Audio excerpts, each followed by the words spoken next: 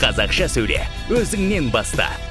Қазақстан Республикасы президентінің болашақ халықаралық стипендиясы стипендиаттарының қауымдастығы. Жоба демеушісі Unicom Business Group жауапкершілігі шектеулі серіктестігі.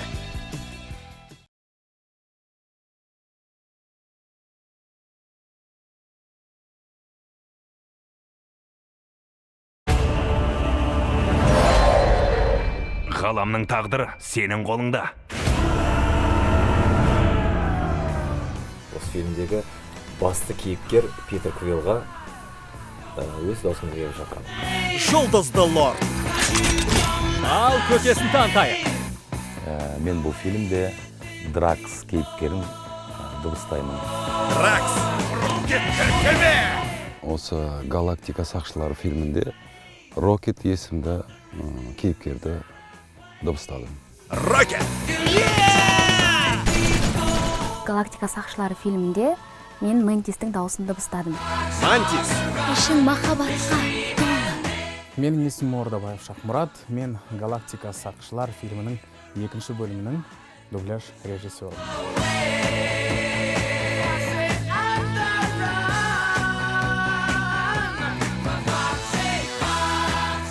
Фильм өте қызықты, сондай комедиялық жанрда қазіргі жастарға өте ұнайды деп ойлаймын. Әрине, мен Питер Квиллға басты кейіпкерге өткеніме өте қуаныштымын. Питер Квиллдің өзі менің даусымды тыңдап, енді өзінің характеріне келіп тұрған көрінеді дауысы. Мен өзім Питер Квиллға өмірдегі характерім келеді жалпы. Сондықтан да мені таңдағанына мен өте қуаныштымын. Бұл фильм талай әлемді мойындатқан, көп көрермендеріміздің жүрегінде қалған, осының жалғасын күтіп жүрген көрермендеріміз болғандықтан да шығар бұны жалғасын сүріп жатқаны. Сол үшін бұл соның ішіндегі Дракс бала мінез өзі, бірақ денесі дәу болғанымен жүрегі кішкентай ғана баланың жүрегі сияқты. Күле салады, адамның көңіліне тиеді-ау, тимейді-ау деп қыздың бетін айта салады. Егер де бұл адам осы өмірде болатын болса, білмеймін, ол адамдардың ортасында қалай жүретін. Рокет деген өзі Жанат, өзі анимациялық кейіпкер фильмінде. Өте сондай қызықты кейіпкер, анимациялық. Оның үстіне Жанат жануар болғаннан кейін актер үшін тамаша мүмкіндік. Бұл жерде барлығы сияды. Неше түрлі интонация жасадық, неше түрлі қызықты оқиғалар бар ішінде. Батырманы баспа.